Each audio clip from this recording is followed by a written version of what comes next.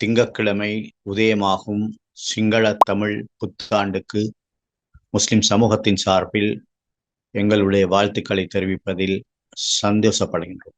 இலங்கையின் மிக முக்கியமான தேசிய கொண்டாட்டம் இதுவாகும். சிங்கள மக்களும் தமிழ் மக்களும் வருடா வருடம் இந்த சித்திரை புத்தாண்டை சிறப்பாக கொண்டாடி வருகிறார்கள். இந்த நாளிலே நாட்டில் சுபிட்சமும் மறுமலர்ச்சியும் ஏற்பட வேண்டும் என்று நாங்கள் எல்லோரும் பிரார்த்திக்க வேண்டும். அதுவே எங்களுடைய பிரதான வேண்டுகோள்.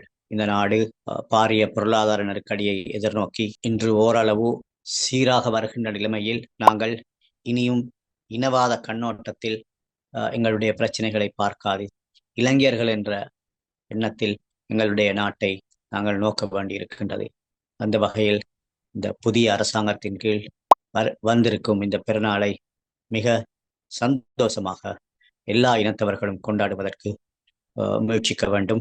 குறிப்பாக முஸ்லிம் சமூகம் தங்களுடைய அயலில் வாழ்கின்ற சகோதர சிங்கள தமிழ் மக்களோடு ஒன்றிணைந்து இந்த பெருநாளை கொண்டாட வேண்டும்.